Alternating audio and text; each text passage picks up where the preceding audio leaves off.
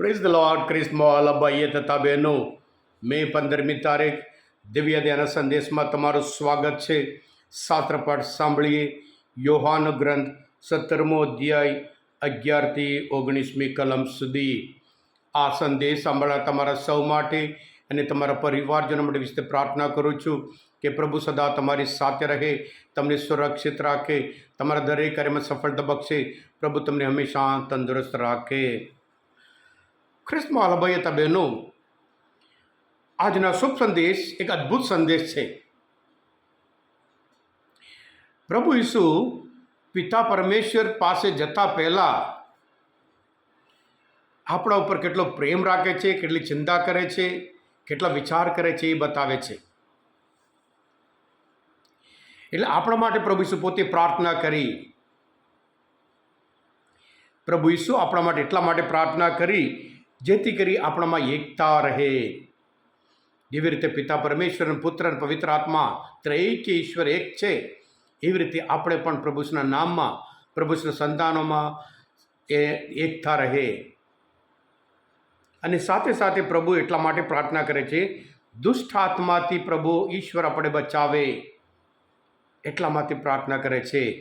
અને સાથે સાથે પ્રભુ ઈસુ આપણે માટે પ્રાર્થના કરે છે કે સત્યની દીક્ષા પામી આપણે હંમેશા એમની સેવામાં સમર્પિત રહીએ. હક્સમાલા ભાઈતા બહેનો, પ્રભુ ઈસુ આ બધું કહે છે કે આજના શુભ સંદેશમાં યોહાન ગ્રંથ 17-13મી કલમમાં પ્રભુ કહે છે કે આ બધું કહું છું જેથી એ લોકો મારો આનંદ પૂર્ણપણે પોતાના અંતરમાં અનુભવી શકે. આપણે પ્રભુ ઈસુનો આનંદ, આપણા જીવનમાં આનંદ અનુભવી પ્રભુ ઈસુના નામમાં. અને સાથે સાથે પ્રભુ ઈસુ પિતા પરમેશ્વરનો આભાર માને છે એટલા માટે કે પ્રભુ ઈસુના નામમાં શક્તિ છે, પ્રભુ ઈસુના નામ દ્વારા જ મુક્તિ છે, પ્રભુ ઈસુના નામમાં જ શાંતિ છે. એટલા માટે પ્રભુનો આભાર માને છે. અને સાથે સાથે પ્રભુ ઈસુ આપણે પસંદ કરી અલગ તારવ્યા છે, અલગ રાખે છે. દુનિયામાં છીએ પણ આપણે દુનિયાના નથી, કારણ કે પ્રભુના સંતાન છે, પ્રકાશના સંતાન છે.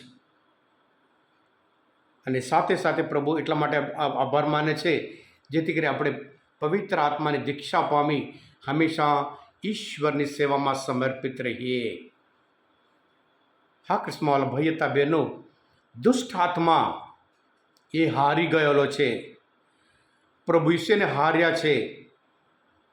પ્રભુ ઈસુ પોતે યોહાન ગ્રંથમાં 16મો અધ્યાય 33મી કલમમાં કહે છે, દુનિયા ઉપર મેં વિજય મેળવ્યો છે.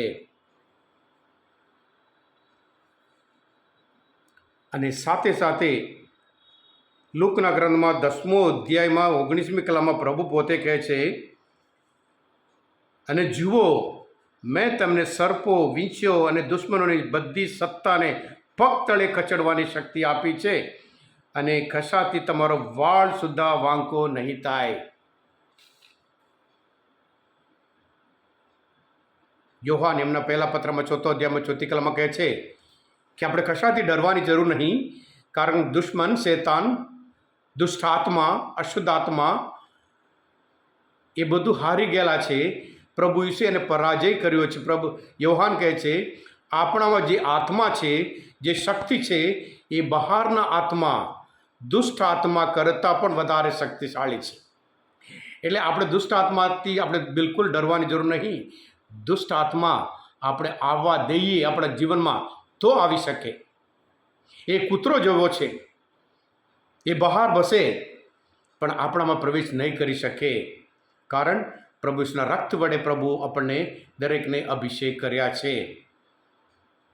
કેટલું અદ્ભુત પ્રાર્થના પ્રભુ આપણા માટે કર્યા હોય.